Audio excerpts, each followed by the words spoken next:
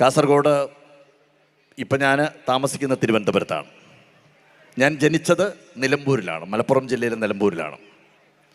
ഇനി കുറച്ച് കാലം കഴിയുമ്പോൾ, കുറച്ച് വർഷങ്ങൾ കഴിയുമ്പോൾ ഞാനും നിങ്ങളെപ്പോലെ ഒരു കാസർഗോട്ടുകാരനായിട്ട് മാറാൻ പോവുകയാണ്.